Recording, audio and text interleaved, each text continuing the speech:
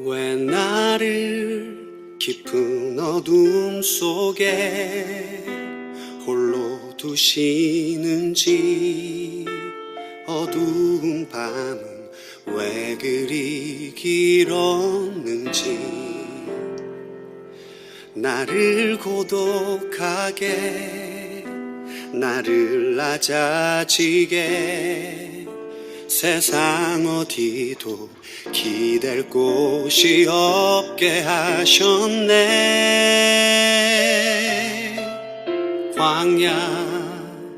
광야에 서 있네.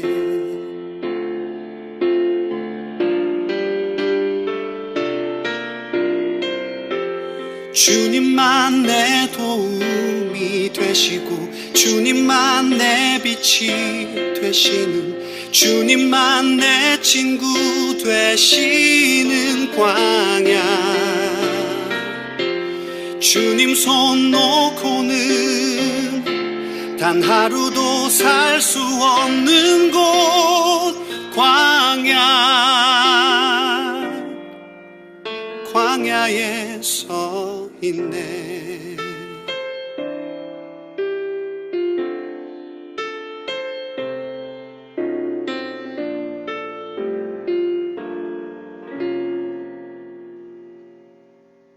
왜 나를 깊은 어둠 속에 홀로 두시는지, 어두운 밤은 왜 그리 길었는지,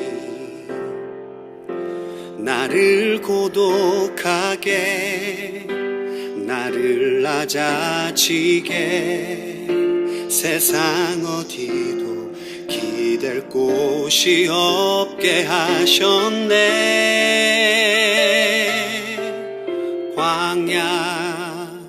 광야에 서 있네.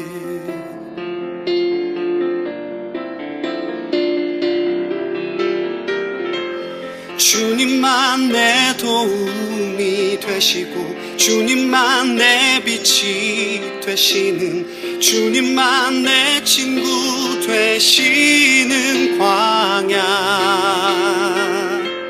주님 손 놓고는 단 하루도 살 수 없는 곳, 광야.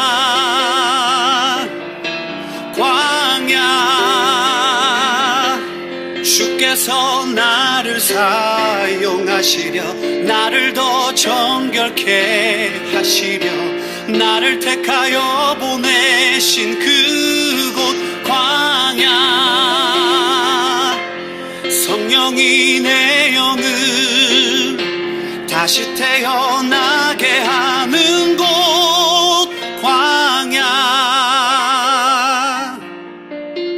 광야에 서 있네.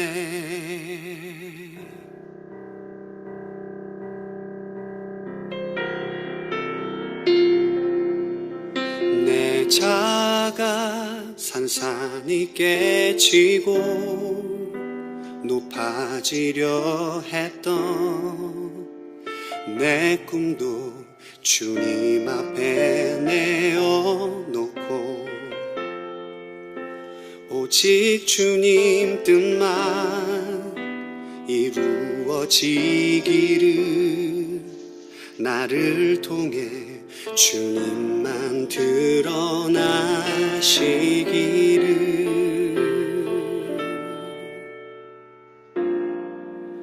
광야를 지나며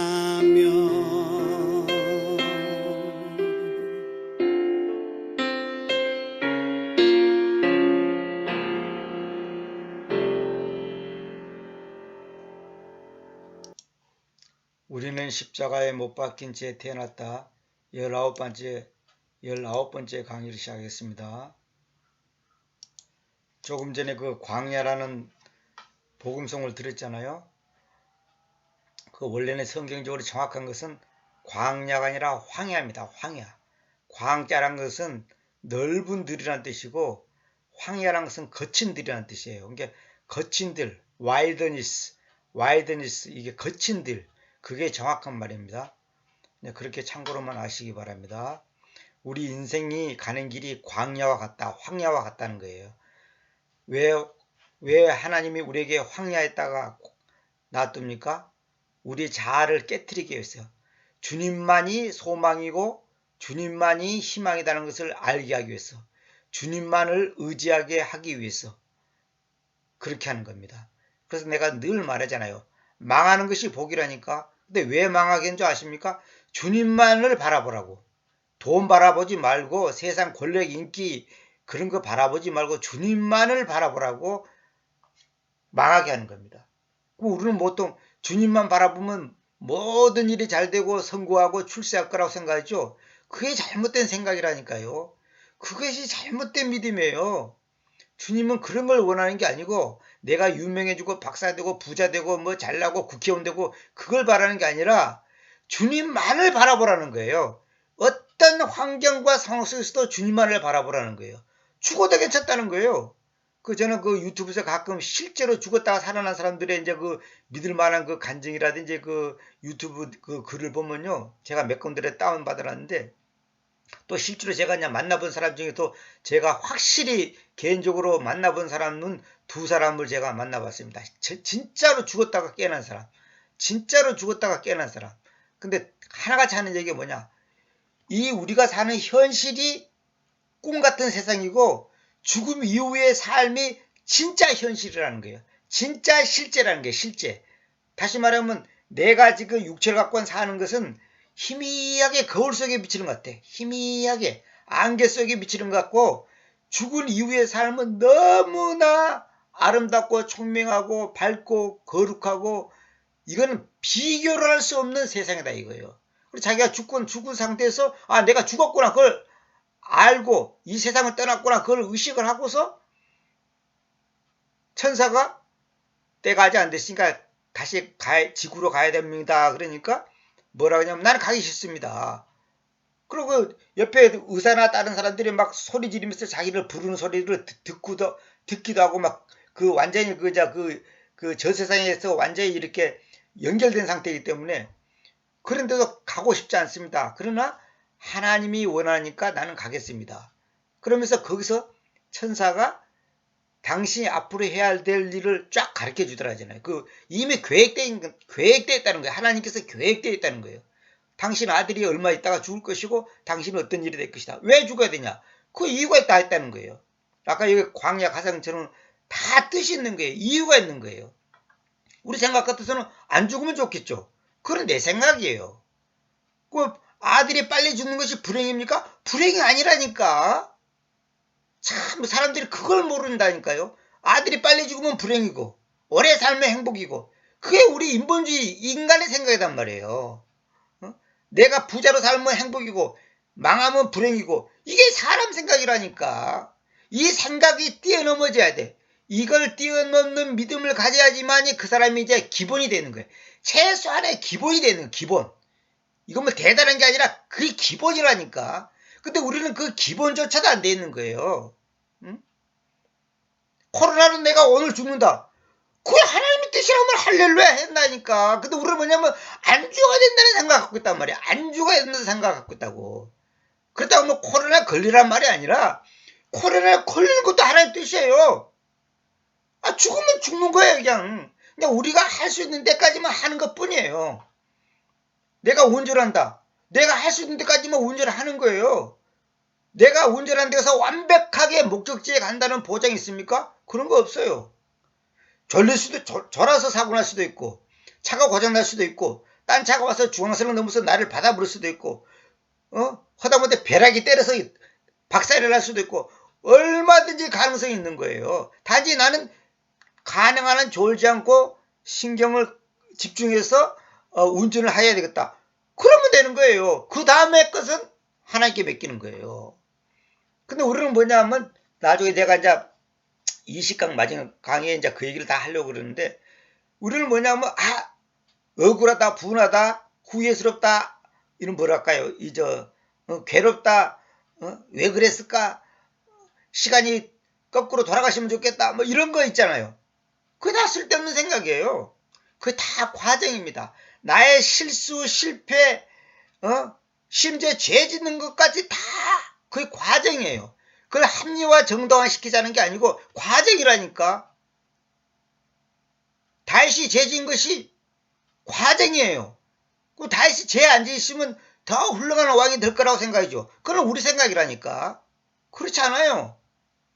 다윗의 그 죄의 씨앗으로 나온 솔로몬이 위대한 왕이 됐잖아요. 그럼 솔로몬이 더 위대한 왕이 되신가도 완벽한 인생을 살 거라고 생각합니까? 천만의 말씀이에요. 그거 한 말이 뭡니까? 모든 것이 헛되다 이거예요. 모든 것이 헛되다. 수많은 첩을 두르고 온갖 이방 종교의 이교대의 그 잡신을 다 불러들이고 인생이 그렇게 비참하게 끝났단 말이에요. 그래서 마지막에 모든 것이 헛되다 이거. 솔로몬보다 더 부유하게 살고 더 대단한 권력을 가진 사람이 전무후무한 거예요. 성경에서 전무후무하다 했으면 전무후무한 거예요. 그러면 솔로몬이 그렇게 인생을 살 거라고 누가 계획해놨습니까? 하나님이 계획해놨어요. 이걸 이해를 못하면 아직까지 멀었습니다. 그러면 내가 죄 짓는 것도 하나님 뜻이래. 하나님 뜻이라고요. 그러면 나한테 책임 있나? 아니요, 나한테 책임 있어요. 왜 그러냐? 그것이 내가 살아가야 될 과정 중에 하나라니까. 잘못을 범해도 괜찮다는 뜻이 아니고 잘못조차도 하나님의 허락에서 잘못되는 거예요. 그 잘못이 있기 때문에 내가 깨지는 거라고. 광야를 거쳐야 한다니까. 이스라엘 백성들이 애굽에서 나와서 바로 그냥 은혜 충만, 말씀 충만, 성령 충만해가지고 그냥 가나안 땅에 촥 들어가시면 좋겠죠.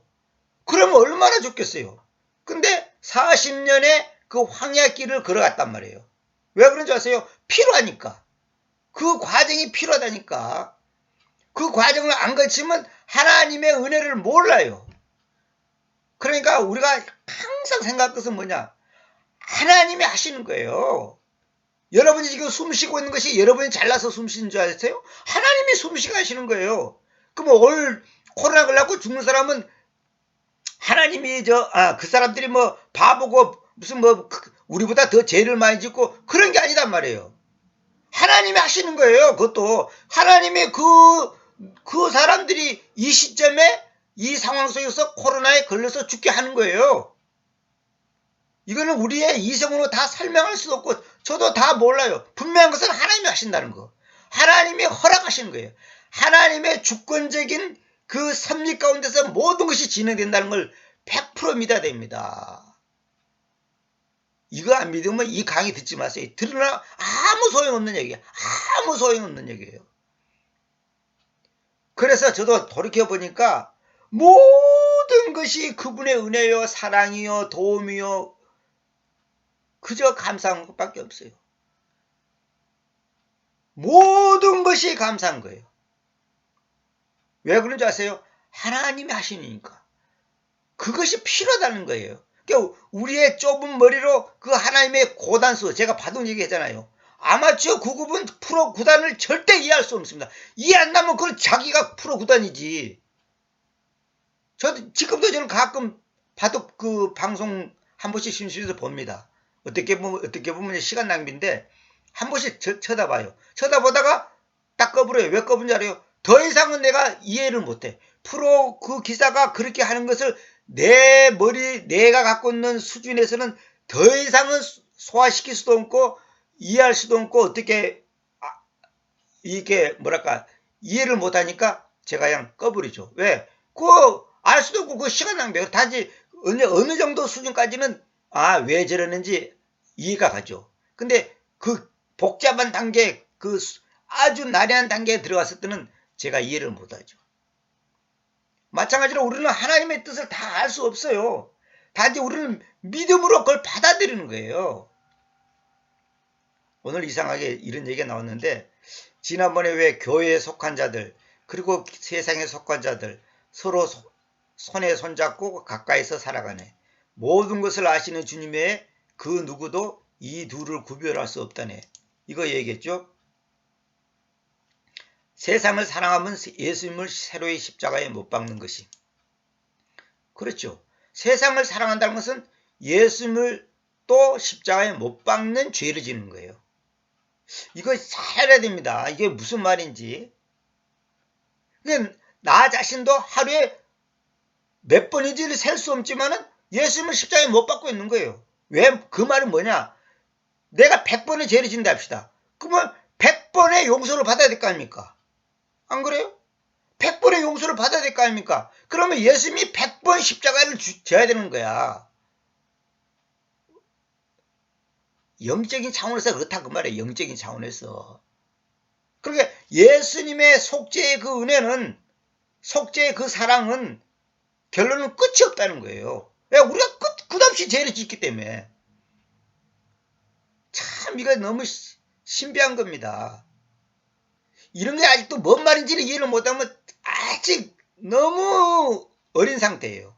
미안한 말이지만. 자, 19강 봅시다. 이건 제가 다른 글에 있는 걸 내가 이제 했는데, 내가 개인적으로 이제 뭐랄까 회개하는 마음으로 지금 제가 이거 올려놨습니다. 사랑이 없이 말하는 진리는 차라리 침묵만도 못하다는 것을 알지 못하고, 예수께서 피 흘려 사신 하나님의 백성들을 진리를 빙자하여 정죄하고 판단하였으니 저는 정말 어찌할 수 없는 죄인이요 진리에 대해 눈이 먼 자입니다. 어떤 분이 자기 이제 그 회개 그 고백, 기도 고백록을 써놓고 이제 거기 있는 걸 내가 일부만 제가 발췌해서 내가 보내준 겁니다. 어떤 이제 이건 제가 개인적으로 아는 분인데 뭐 친하진 않지만은, 사랑 없이 말하는 진리는 차라리 침묵만도 못하다는 것을 알지 못하고, 사랑 없이 말하는 것은 침묵만도 못하다. 저기서 제가 부끄럽습니다. 또 하나님의 백성들을 진리를 빙자하여 정죄하고 판단하였다. 본인이 그분이 지금 목회자인데 그분이 이제 그 글 쓰는 걸 제가 이제 봤습니다. 저도 보면서 진리를 빙자해서 정죄하고 판단했다는 거죠. 저는 정말 어찌할 수 없는 죄인이요 진리에 대해 눈이 먼 자입니다.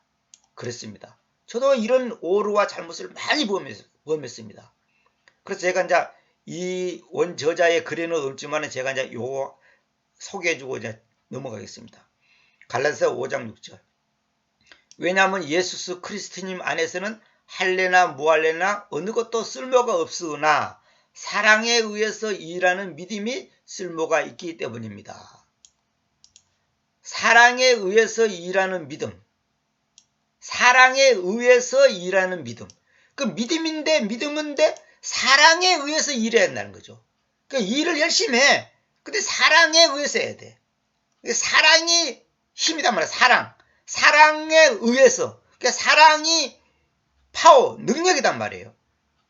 돈에 의해서 재주에 의해서가 아니라 사랑에 의해서. 그 개성계는 그리스도 예수 안에서는 할례나 무할례나 효력이 없으되 사랑으로서 역사하는 믿음이라 그러죠. 사랑으로서 역사하는 믿음. 이거는 정확한 말이 아닙니다. 사랑에 의해서 일하는 믿음. 이렇게 표현하기 정확한 말입니다. 데살로니가전서 1장 3절. 우리 주님이신 예수 그리스도님 안에서 하나님이시자 우리 아버지의 시야 안에서 여러분의 믿음의 일과 사랑의 노고와 소망의 인내를 끊임없이 기억하면서 이렇게 되어 있죠. 여기 보면 뭐라 그러냐면 인죠. 여기 인 있죠. 인하고 여기 또 인 있죠. 여기. 그러니까 여기 뭐냐면 여기서부터 여기까지가 우리 주 예수 그리스도 안에서 이래 됐죠. 우리 주 예수 그리스도님 안에서 이래 됐죠. 이 안에서란 말이 뭐냐? 하나님이시자 우리 아버지의 시야 안에서 그 말이에요. 그러니까 예수님이 바로 아버지 자신한 것을 말한 거예요. 예수님이 하나님이요 아버지 자신한 거. 이건 내가 다른 강에서 여러 번 말했던 건데, 하나님이시자 우리 아버지의 시야 안에서 이 말이나 우리 주 예수 그리스도님 안에서 이 말이나 같은 말이라는 뜻이에요. 여기서 이 컴마는 동격으로 나타나는 컴마입니다. 그리고의 개념이 아니에요. 그리고의 개념이 아니에요. 그리고 개성기 봅시다. 너희의 믿음의 역사와 사랑의 수고와 우리 주 예수 그리스도에 대한 소망의 인내를 우리 하나님 아버지 앞에서 끊임없이 기억하면이 요래됐죠. 이거 번역이 완전히 뒤죽박죽, 그냥 막 순서가 완전히 뒤죽박죽 됐죠. 이거 번역이 정확한 게 아니에요. 믿음의 역사, 사랑의 수고 해놓고 그리고 우리 주 예수 그리스도에 대한 소망이 있는데 이렇게 해놨죠. 이건 번역이 다 잘못된 겁니다. 킹제임스 본문에 따르면 이게 번역이 잘못된 겁니다. 하여튼 제가 이건 이제 여러분께 소개해 주는 건 뭐냐면 믿음의 일. 일은 일인데 믿음에서 나와야 된다는 거죠. 사랑의 노고라면서 수고라는 말보다 더 그 강도가 높은 말입니다. 이 노고란 말은 노고가 많습니다. 이런 말 했잖아요. 사랑에서 나오는 노고가 된다는 거죠. 그다음에 인내를 하는데 소망이 있네. 그냥 무조건 참는 게 아니고 소망. 무슨 소망? 예수님이 소망이잖아요. 예수님이 소망이잖아요. 그러니까 소망의 인내를 끊임없이 기억하면서 소망의 인내는 있는데 소망이 있기 때문에 인내한다는 거죠. 수고를 하고 노고를 하는데 사랑으로 해야 된다는 거죠. 일을 하는데 믿음의 일을 한다는 거죠. 이것이 되지 않으면 아무 소용없다는 겁니다. 그래서 제가 이제 오늘 내가 여러분한테 좀 소개해 주고 싶은 글은 이것도 이제 어느 글에서 내가 발췌한 겁니다. 여기 보면 이런 말 있죠. 돈은 있지만 신앙이 없는 사람은 불행한 사람이다. 돈은 많아. 근데 신앙이 없단 말이에요. 불행한 사람이죠. 왜? 그런 사람은 머지않아 아무것도 가지고 있지 않았었음을 알게 될 것이다. 쥐는 있지만은 신앙이 없는 사람은 불행한 사람이다. 그런 사람은 다만 영화의 꿈을 꾸고 있었음을 깨닫게 될 것이다. 근데 신앙이 없다면 돈도 지도 필요 없다는 거예요. 또 지식은 있지만 신앙이 없는 사람은 불행한 사람이다. 왜? 그런 사람은 지식의 무가치함을 알았을 뿐이며 알 가치가 있는 것은 아무것도 모른 채 일생을 보내고 말았음을 느낄 때가 올 것이다. 사람들이 돈, 지식, 명예 이런 걸 최고로 생각하잖아요. 그러나 믿음이 없다면 아무것도 아니라는 거예요. 엊그저께도 내 친구 통화 안 했는데 돈이 많은 친구예요. 소위 출세한 친구단 말이에요. 내가 예수님 믿으라고 하니까 비현실적인 거다 이거야. 현실적인 거, 지금 현실적인 경제 문제가 지금 중요한 것이지 눈에도 안 보이고 손에도 안 잡히고 아무 공상영화 같은 그런 비현실적인 것은 다 쓸데없는 거라는 거예요. 저보고 이게 기독교든 불교든 무슨 종교든 그 비현실적인 얘기를 하지 말라는 거예요. 이제 코로나 때문에 당장 사업이 안 되고 장사가 안 되고 밥을 굶게 생겼고 직원들 봉급을 못 주게 생겼는데 그게 무슨 의미가 있냐 이거예요. 근데 그 사람 말이 3차원의 세계에서는 맞는 말이에요. 아니 예수님 믿는다고 쌀이 마당 앞에 쌀가마니가 떨어집니까? 통장에 돈이 자동으로 입금됩니까? 그런 거 없어요.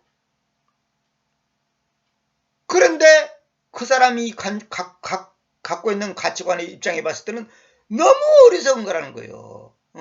성경 볼 시간에 돈을 벌라 이 말이에요. 기도할 시간이 있으면 가서 사업을 열심히 하라는 거예요. 이것이 99.9%의 인간의 마인드입니다.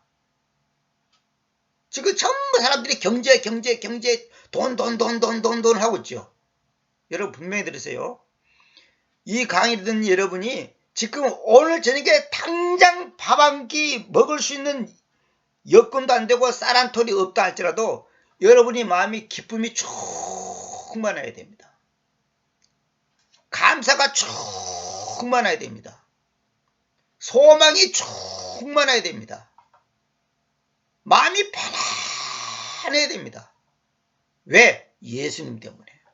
그분이 나의 아버지요 나의 생명이요 나의 구원자이기 때문에. 근데 현실은 안 그래도 저도 그래 안 돼요. 이렇게 말하자면 당장 닥치면 그래 안 돼요. 왜 안 되는 줄 아세요? 죄입니다. 죄. 하나님과 나와의 관계 뭔가 투명하지 못한 것 때문에 그것이 흐릿하고 애매하고 아리송송하고 헷갈리고 현실과 신앙 사이에 갈등이 일어나고 그런 거예요. 죄예요. 죄.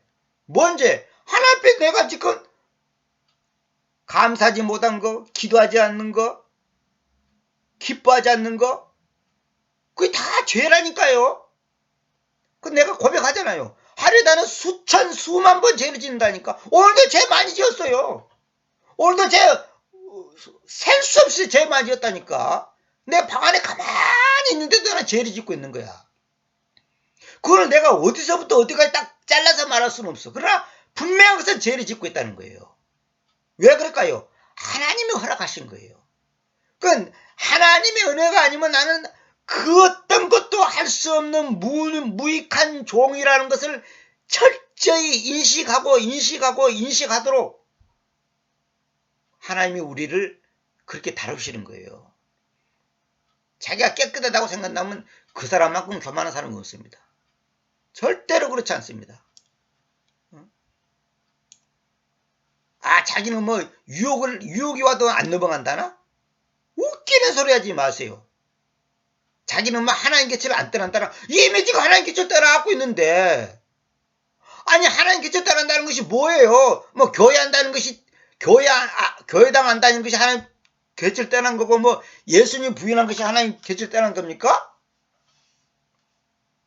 우리는 하루에도 수백 번, 수천 번, 수만 번 하나님 곁을 떠난다는 걸 알아야 돼요. 떠난다는 것이 뭐예요? 하나님을 잊어버린단 말이에요. 자기 중심적이단 말이에요. 자기 생각. 돈 때문에 걱정하죠. 지금 하나님을 떠난 거예요. 구원을 잃는다는 말이 아니라니까. 이 말을 잘 이해해야 돼. 떠난다는 말이 뭐냐면 쉽게 말해서 거리가 생겼단 말이야. 거리. 사이가 벌어있다 이 말이에요. 사이가 벌어있다 이 말이에요. 떠난다는 말이 무슨 뭐 타락해갖고 뭐 예수님을 부인했다 그런 말이 아니고 거리가 생겼단 말이에요. 거리. 하나님과 내가 딱 붙어 있어야죠. 딱 붙어 있어야 되죠. 근데 그 틈새가 생겼단 말이에요. 그 성경에 뭐랬어? 마귀에게 틈을 주지 말라고 그랬죠. 그게 그런 뜻이라니까. 그 말 뜻을 잘 이해를 해야 돼. 뭐 틈을 주지 말라는 말이 하나님을 떠난다는 말이 틈이 벌어졌다는 것이 뭐예요? 끊어졌다는 뜻 아닙니까? 끊어졌으니까 틈이 벌어졌지. 1mm라도 0.1mm라도 틈이 벌어지면 끊어진 거 아닙니까? 전기선이 여러분 0.1mm라도 떨어지시면 그 전기 안 통하는 거예요.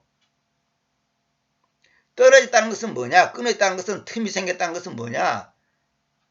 진짜 평화가 내 안에서 문제를 생긴 거야. 쉽게 말해서 내가 100점을 맞아야 되는데 99.9를 맞고 있어. 그러면 안 돼. 그럼 100점이 아니야. 100점을 원한 게 주님께서 뭐랬어? 너는 내 안에, 너희는 내 안에, 내가 너희 안에. 내가 예수님 안에 있고 예수님이 내 안에 있으면 어떻게 틈이 생길 수 있어요? 근데 우리를 구원 그러면 뭐냐? 뭔 생각하냐? 마치 그냥 무슨 자기가 무슨 뭐라 된 것처럼 하는데 그게 아니에요. 구원을 하나님이 주시는 공짜예요. 은혜. 공짜라니까. 근데 그 은혜를 구원의 기쁨을 누리지 못하고 있기 때문에 그게 불행하다. 그것이 틈이고 그것이 지금 떠나간다는 뜻이고 그것이 지금 죄라는 뜻이에요. 내가 오늘 누구하고 싸웠다고 해서 뭐 하나님이 네 지옥 가라 이럽니까? 그랬잖아요. 아니 그럴 것 같으면 다윗이나 솔로몬 다 지옥 가야 돼. 응? 야곱도 지옥 가야 돼. 아브라함도 지옥 가야 돼. 모세도 지옥 가야 돼. 다 지옥 가야 돼요. 그러니까 하나님이 우리에게 원하는 것은 지금 상황 속에서 하나님만을 바라보고 있으라는 거예요. 그 말이 무슨 말이냐면 쌀한턱 없어도 그거 신경 쓰지 말라는 그게 중요한 게 아니라니까. 내가 밥을 먹고 안 먹고도 하나님의 손에 달린 거예요. 그게 누구 손에 달린 게 아니에요. 만약에 경제가 다 파탄돼갖고 밥 굶다 합시다. 그러면 굶는 거지 뭐 어쩌라고. 굶는 거지 어쩌라고. 안 죽을 겁니까? 언젠가는 죽을 거 아니에요. 코로나 때문에 쌀이 없어서 굶어 죽었다. 그게 하나님 뜻이라면 아멘하고 받아들여야 한다니까. 그게 믿음이에요. 하나님이 지켜주니까 뭐 코로나가 걸리지도 않고 뭐 코로나 와도 뭐 괜찮고 뭐 다 망해도 나는 안 망하고 주님께서 먹을 걸 채워주고 이거는 믿음이 아니에요. 그거는 미신이에요, 미신. 기복실이란 말이에요. 왜 딴 사람은 다 죽는데 자기는 안 죽으려고 그래? 딴 사람은 다 밥을 굶는데 자기는 왜 안 굶으려고 그래? 그건 완전히 이기적인 거예요. 나쁜 사람이에요, 그 사람은. 대한민국이 망해도 나는 안 망한다, 이 말이에요? 그럼 나쁜 사람이에요, 그건. 이웃 사람들이 지금 다 지금 굶어 죽고 있는데 나만 혼자서 뜨뜻한 밥 먹고 살겠다 이거야, 하나님 은혜로? 그건 믿음이 아니라니까. 그건 미신이에요, 미신. 아니, 이스라엘 백성들이 그러면 믿음이 없어갖고 다 밥 굶었나? 그러면 지금 돈 없어서 지금 밥 굶는 사람들은 다 믿음이 없고 그냥 하나님이 그냥 버린 자식이고 남보다 더 많은 죄를 지는 아주 극악한 인간들인 줄 알아요? 그렇지 않아요.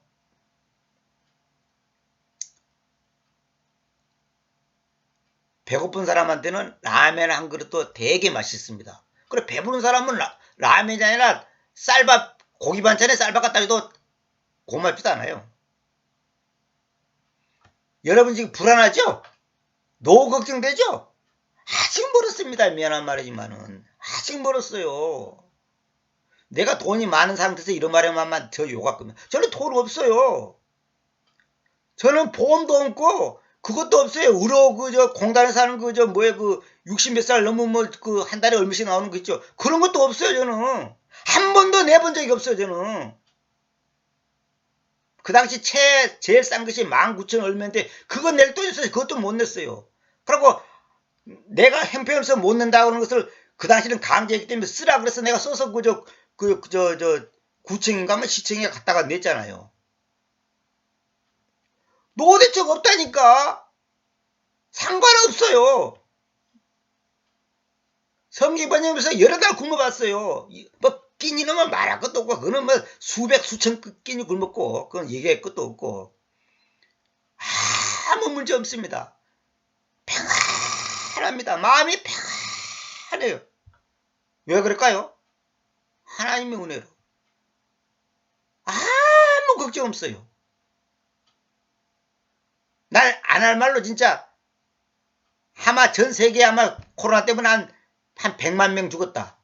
예를 들어서 한 1000만 명 죽었다. 그러면 아마 세계가 뒤집어질 거예요. 지금도 뒤집어졌는데 인간들이 큰 소리 쳐봤자 별볼로 없어. 과학이 발달되고 의학이 발달되고 무슨 통신이 발달되고 어쩌고 저쩌고 웃기는 코로나 그 눈에 보이지 않는 그 코로나 바이러스 균 하나도 못 잡고 그거 때문에 벌벌벌 기고 세계가 뒤집어지는데 인간들 까불어봤자 아무 소용없는 거예요. 돈 있어도 지위 있어도 돈 있어도 지위 있어도 지식 있어도 신앙 없으면 말짱한 일입니다. 신앙이 뭐예요? 믿음이다만 믿음이 없으면 말짱한 일이에요. 아무 소용없는 얘기예요.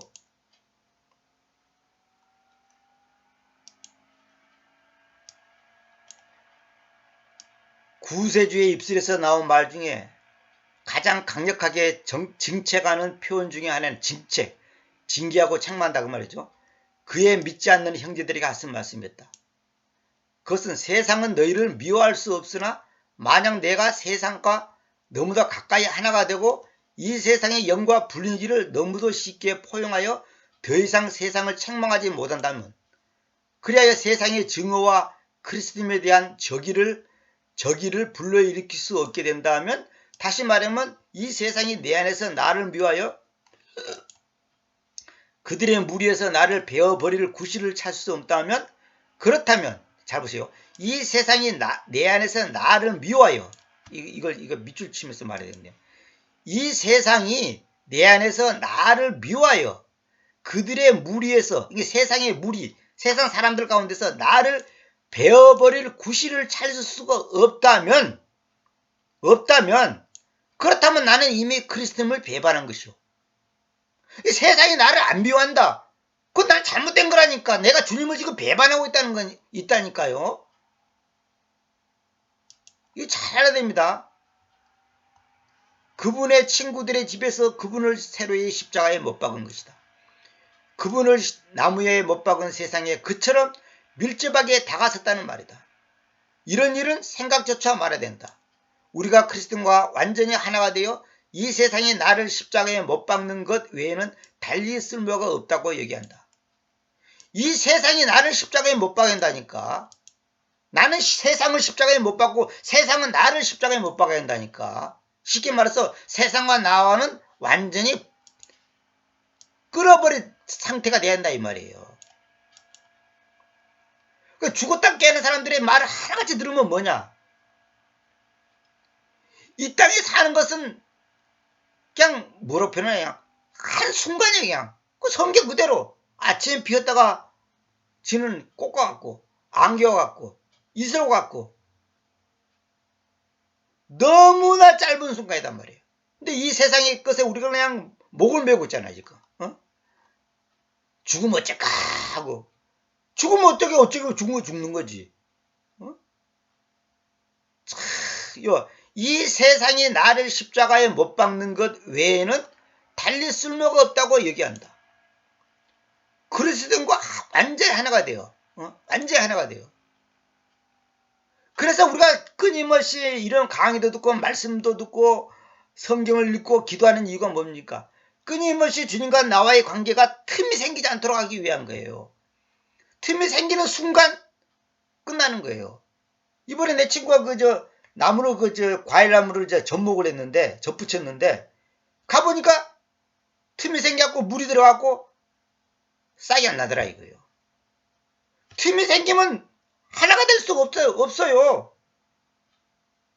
그러니까 내가 지금 마음에 기쁨이 없다. 틈이 생겼다는 뜻이라니까. 그래도 그 틈이 생긴 것조차도 사실 또 하나님이 허락하는 거예요. 왜? 틈이 생겨서 낙심도 하고 자지도 하고 슬퍼하고 괴로워하는 것도 사실은 하나님이 허락하신 거예요. 그것도 또 사실은 필요해요. 정당화하지 않은 게 아니라 그것도 필요한 거라고. 그거 없이 사는 사람 있습니까? 있어요? 그런 사람 없어요. 앞으로 아담 이후에 그런 사람 한 명도 없어요. 그러니까 내가 낙심하고 좌절하고 슬퍼하는 것도 필요한 거예요. 나는 이런 것 때문에 낙심하고 좌절하고 슬퍼하고 괴로워하니까 나는 틀렸구나. 그렇게 생각하면 안 돼요. 그렇게 생각하면 안 된다고. 그럴 때 진짜 주님의 은혜가 아니면 나는 한순간도 살 수 없구나. 아까 그 보고서 가사처럼 주님 없이는 이 광야를 지날 수가 없다니까. 주님 없이는 이 광야를 통과할 수가 없는 거예요. 그러니까 나한테 부족함이 있고 허물 있고 약점이 있고 단점이 있는 것조차도 사실은 감사해야 됩니다. 내가 못난 것도 감사해야 돼. 망한 것도 감사해야 돼. 그 돈 많은 친구가 얼마나 불쌍한지 난 말도 못해요. 왜? 돈이 많으니까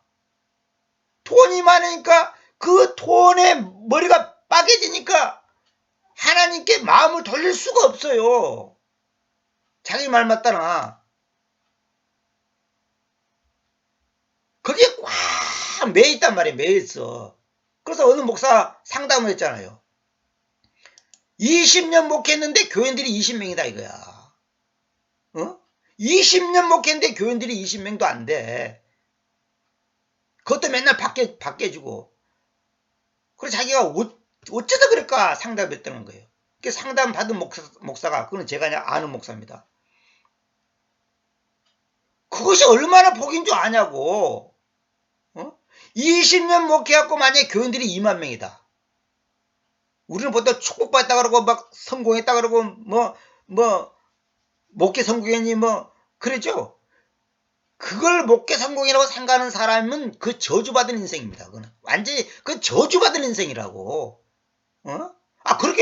그렇게 따지면 20년 동안 사업했는데 돈이 하나도 없다. 이 사람하고 20년 동안 사업했는데 돈이 200억이다. 이 사람하고. 그럼 200억 번 사람은 성공한 사람이고 돈이 하나도 없는 사람은 실패한 사람이고 한마디로 와서 별 볼일 없는 인생을 사는 사람입니까?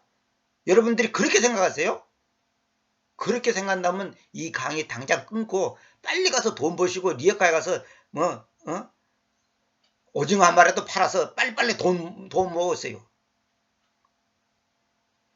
20년 목회해서 20명이다. 그게 복이라니까. 그 참 이해를 못해. 그러니까 그 상담하는 그 목사가 얼마나 영적으로 어리다는 걸 증명하는 거죠. 그래서 상담 받는 그 목사가 그렇다잖아. 그것이 복이, 당신이 지금 2만 명 있는 교인보다 20명 있는 교인을 갖고 있는 것이 당신이 얼마나 큰 복인 줄 아냐고. 물론 그 사람이 게으르고 뭐 기도 안 하고 뭐 막말로 그냥 잘못해서 했다 할지라도, 그랬다 하더라도 그 복이, 왜? 그걸 통해서 자기를 깨뜨리고 자기의 허물을 깨닫고 자기 약점을 깨닫고 자기의 잘못을 깨닫고 하나님께 회개하고 겸손할까 합니까? 겸손할까 합니까? 그 2만 명 있는 교회 목사님도 물론 겸손할 수도 있지. 근데 2만 명이라는 교인이 있는 한 누가 더 하나님을 의지하고 누가 더 하나님께 가까이 가고 누가 더 하나님 앞에 겸손할 수 있는 그 유리한 위치에 있냐 이거예요. 200억 있는 사람이 예수님 잘 믿겠어요? 2만 원 있는 사람이 예수님 잘 믿겠어요? 성경에 가난한 자가 복되다는 말이 뭔 말인 줄 아세요? 그 사람들이 말귀를 못 알아먹어 그걸. 내가 개인적인 얘기 하잖아요. 내가 부자로 세상에 잘 나가시면 나는 지금 감옥에 가 있다니까. 그러면 99.9%예요. 왜? 아니 잘난 사람이 무슨 죄를 지을 줄 모르죠. 사람들이 뭐 예수님 잘 믿고 뭐 출세하고 뭐 박사가 되고 부자가 되고 뭐 선교도 많이 하고 그러니까 그냥 그 사람을 하나님께서 엄청나게 사랑한다 생각하죠. 물론 하나님 그 사람도 사랑하고 씁니다. 그럼 반대로 그래 못한 사람은 뭐예요? 하나님이 안 사랑하고 바보처럼 해갖고 저 나이가 20살 30살 돼도 자기 옷도 제대로 못 갈아입고 뭐랄까 난 놓고 기억제도 모른다면 그 사람은 저주받은 인생이에요? 여러분들이 그렇게 생각합니까? 그렇게 생각하면 여러분들이 지금 하나님을 몰라도 너무 모르는 거예요. 차라리 그 바보처럼 사는 사람이 훨씬 복받은 사람이에요. 어떻게 보면 어떤 면으로는 꼭 그런 건 아니지만 어떤 면으로는 더 복받은 사람이에요. 똑똑하고 잘나가지고 지 잘난 맛으로 까불고 돌아다니는 인생보다 바보처럼 난 놓고 기억제도 모르고 코 지지 흘리고 침 지지 흘리면서 밥도 먹는 사람이 훨씬 복받은 사람이에요. 그걸 모른다니까. 하나님이 나한테 30년 전에 그걸 가르쳐줬어요. 응? 여수 예양원에 나 혼자 촌에 가갖고 내가 그걸 배웠다니까. 그 뭉드병 걸려갖고 이제 정확한 말은 한센병입니다. 한센병 걸려갖고 평생 가족으로부터 버림받고 흉측한 얼굴을 가지고 손발 다 썩고 앞을 못 보고 그런 사람이 지금 우리보다 더 불행한 사람이라고 생각하십니까? 천만의 말씀이에요. 천만의 말씀이에요.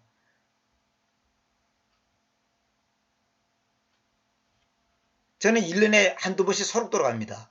소록도 가서 만날 때마다 이분들이 복받은 사람이에요. 그럼 거기 사람들의 믿음이, 거기도 이제 가짜들이 있어요. 가짜 신자가 있기는 있어. 근데 그 진짜 하나님 믿는 사람들은 저보고 뭐라는 줄 알아요? 자기는 선민 중에 선민이라는 거예요. 선민 중에 선민이라는 거예요. 자기들은. 같은 예수를 믿어도 그 중에서도 선택된 사람이라는 거야.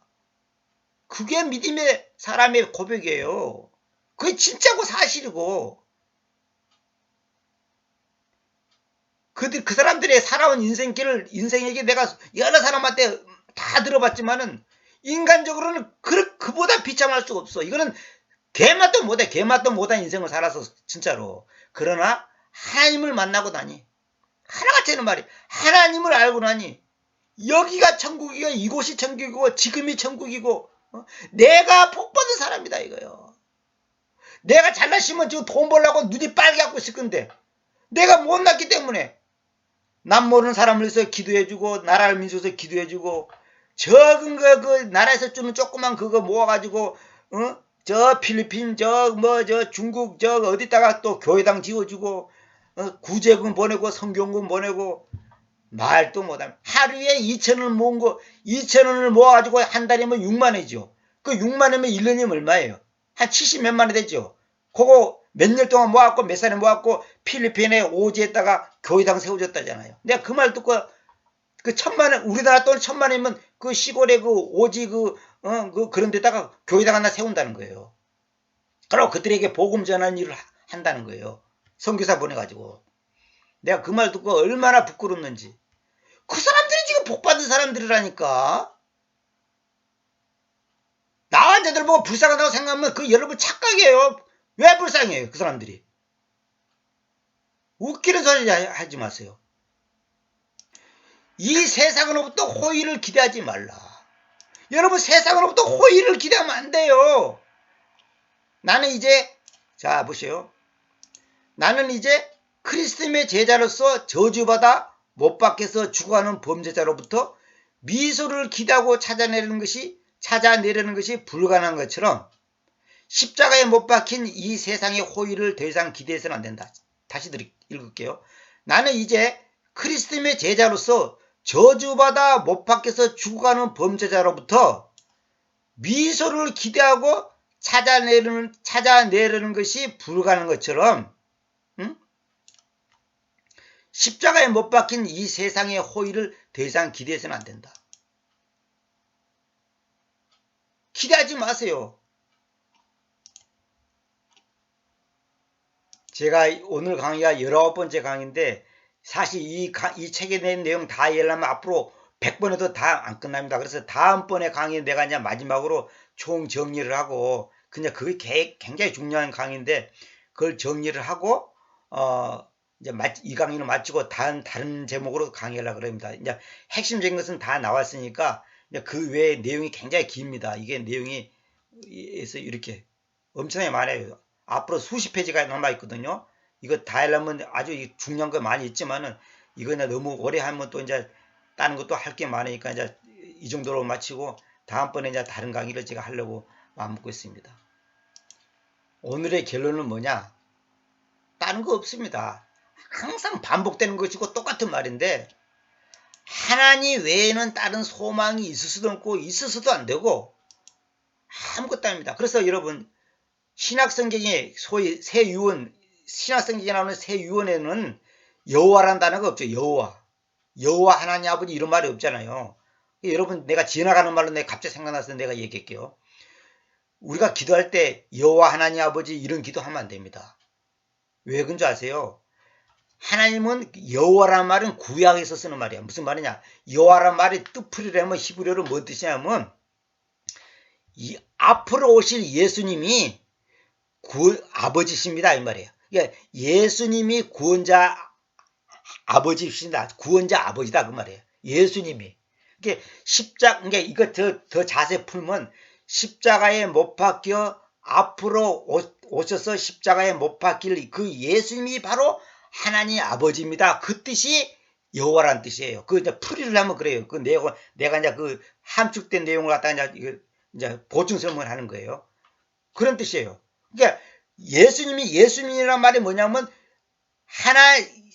예수님이란 말이 뭐냐면 예호바 있죠. 구약성경에 여호와를 원래 킹제임스는 예호바라고 그러거든요. 그것도 히브리어는 야훼라고 그러잖아요. 야훼 또 여호와 또 이렇게 다양하게 표현하는데 어쨌거나 발음은 뭐 그렇다 놔두고 예수란 말은 뭐냐면 여호와가 아버지입니다 이 말이야. 아니 잘못했습니다. 예수님이 아버지입니다 이 말이에요. 그러니까 그 구약성경에 말하는 여호와가 야훼가 신약의 예수님을 말한 거예요. 그러니까 예수님 이분이 아버지다 이 말이에요. 아버지가 따로 있는 거 아니에요. 그러니까 예수 그리스도님 이렇게 말하는 것은 맞지만은 그 구약 성경에서 옛 유언에서 말하는 그 여호와 하나님이 바로 신약 성경에 말하는 예수님이란 말이에요. 그러니까 구약 성경은 미래로 표현했고 신약 성경은 완료단 말이에요. 그러니까 예수가 바로 구원자, 나의 하나님, 나의 아버지란 말이에요. 그러니까 여호와 하나님 아버지 이렇게 기도하면 안 돼요. 우리 교회에서 그런 기도 맞아요. 여호와 하나님 아버지 그러잖아요.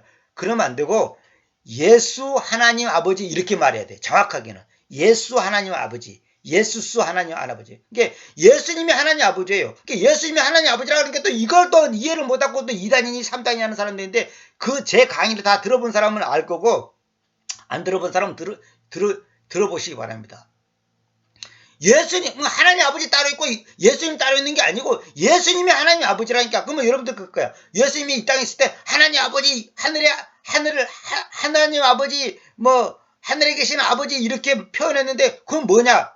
그거는 하늘에 계신 그 아버지가 이 땅에 와 있는데 내단 말이에요. 그걸 내가 그동안 강의에서 수십 번 수백 번 얘기해놓고 앞으로 더 이제 그걸 보충해서 더 하려고 어저께도 내가 어떤 구절을 메모해 놓은 거 있는데 예수님 자신이 하나님이라는 거예요. 보세요. 요한복음 8장 28절에 이런 말 있죠. 그때 예수님께서 그들에게 말씀하셨다. 이걸 체크라고 봐야 되겠네. 너희가 그 사람의 아들을 쳐들어올 때에 그때 너희는 내가 그분이라는 것을 내가 그분이라는 것을 그리고 내가 나 자신에게서는 아무것도 행하지 않으면 다만 나의 아버지께서 나를 가르쳐 오신 대로 내가 이러한 것들을 이해한다는 것을 알 것이다 그랬죠. 내가 그분이라는 그분이 뭐예요? 너희 조상들이 믿는 그 아버지 하나님 여호와 하나님이 바로 나다 이 말이에요. 나다. 그래 이건 내가 다른 강의에서 다 말씀드렸습니다. 그러면 왜 나의 아버지께서 나를 가르쳐 주는 대로 이렇게 했냐? 그 아버지 하나님은 하늘에 계신 분이에요. 그럼 나는 땅에 있는 분이에요. 하늘에 있는 분을 아버지라고 땅에 있는 분을 아들이라 그래요. 같은 분인데 아버지 아들 그렇게 달리 표현하는 거라니까. 이게 무슨 말인지 잘 이 사람들이 이해를 못해요. 뭐 아버지가 뭐 장가를 가지고 뭐 아들을 낳습니까? 그런 말이 아니고 그 유대인들의 표현 방식이에요. 언어 표현 방식. 우리식으로 생각하면 안 돼요. 우리식으로 아버지는 높은 분, 아들은 낮은 분 이렇게 생각하면 안 돼요. 아버지는 먼저 계신 분이고 나는 나중에 있는 분이고 그런 분이 아니에요. 그러면 요한복음 1장에 있는 것이 다 엉터리지. 아버지가 나고 내가 아버지인데 내가 아들이라는 것은 뭐냐면 이 땅에 보이지 않는 하나님이 보이는 하나님으로 왔기 때문에 아들이라는 표현을 쓰는 것이지 아버지와 아들과 분리된 분이 아니단 말이에요. 이걸 아는 사람이 별로 없다니까. 하긴 뭐 저도 하나님 은혜로 안 지가 얼마 안 됐지만은 뭐 이거 갖고 내가 또 이 시간에 10번 토할 수는 없고 하여튼 그건 제 강의를 들어보면 압니다. 제 강의 400개가 넘게 있는데 곧 들어보시면 알아요. 창조와 교회와 예수 그리스도는 어떤 관계인가 그거 들어도 되고 예수 그리스도는 바른 성경에 말하는 예수 그리스도는 누구신가 그거 들어보면 답이 나옵니다. 이걸 정확하게 알아야 되는 거예요. 그래서 내가 이제 지나가는 말로 갑자기 생각나서 얘기하는데 우리 현재 새 유언 시대 이 소위 신학 시대에 사는 우리는 여호와 하나님 아버지 이렇게 기도하면 안 돼요. 그럼 뭐냐? 이미 여호와 하나님이 이 땅에 와 있는데 그러니까 여호와 하나님 앞으로 미래에 와서 십자가에 못 박혀서 우리를 구원하실 분 그 뜻이 그런 뜻을 갖고 있는 것이 여호와예요. 야훼란 말이야. 야훼. 그 킹제임스 발음대로는 예호바. 그 발음이 조금씩 달라요. 그 독일식 발음이 있고 이제 그 조금씩 달라요. 그런 게 상관없어요. 더 히브리어 정확한 말로는 예슈아단 말이에요. 예슈아가 지금 예수수예요. 예슈아가 지금 우리가 말하는 예수수단 말이에요.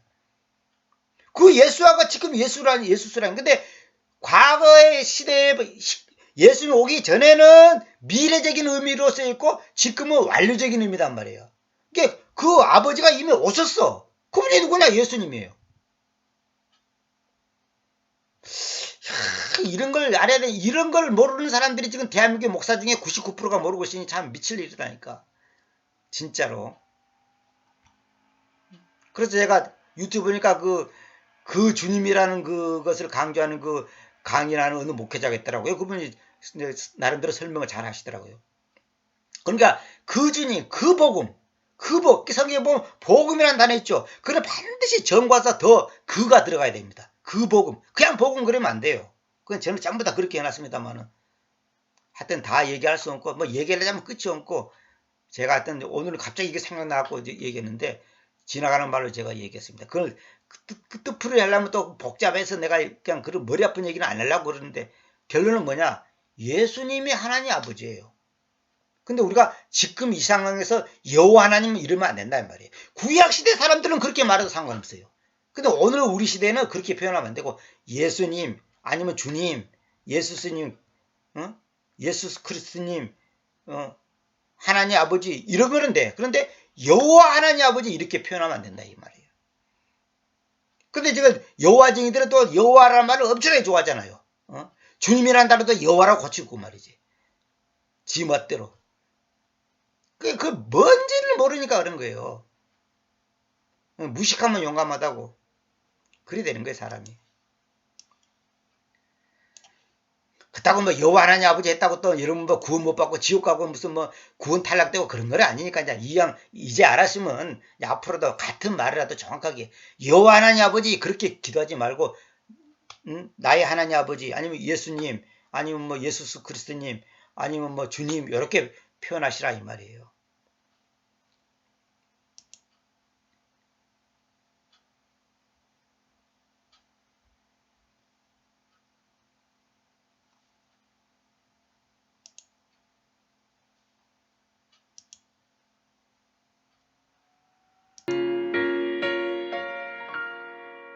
왜 나를 깊은 어둠 속에 홀로 두시는지 어두운 밤은 왜 그리 길었는지 나를 고독하게 나를 낮아지게 세상 어디도 기댈 곳이 없게 하셨네.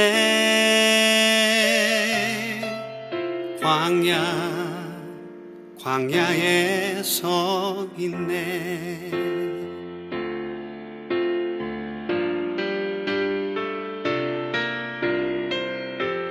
주님만 내 도움이 되시고 주님만 내 빛이 되시는 주님만 내 친구 되시는 광야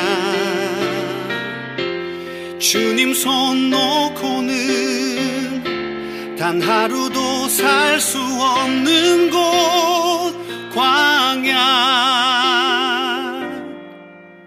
광야에 서 있네.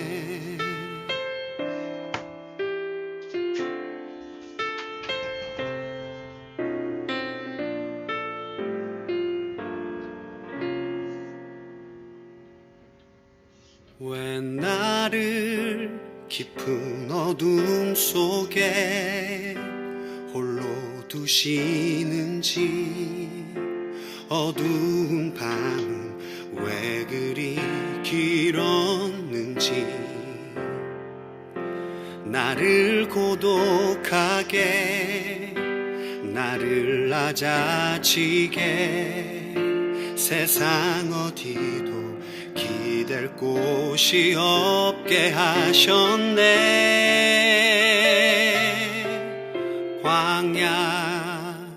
광야에 서 있네.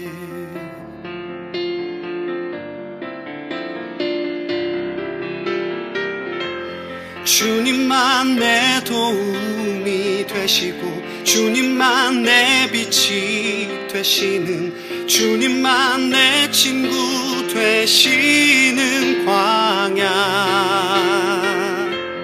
주님 손 놓고는 단 하루도 살 수 없는 곳 광야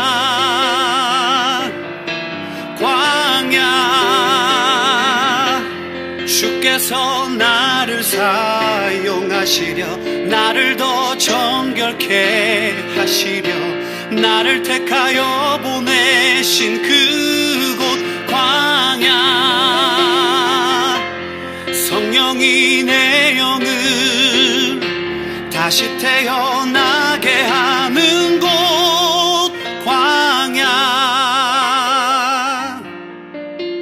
광야에 서 있네.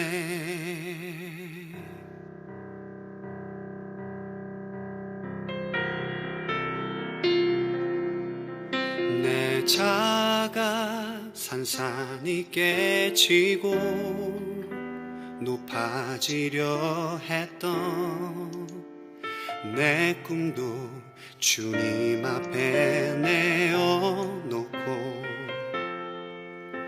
오직 주님 뜻만 이루어지기를 나를 통해 주님만 드러나시기를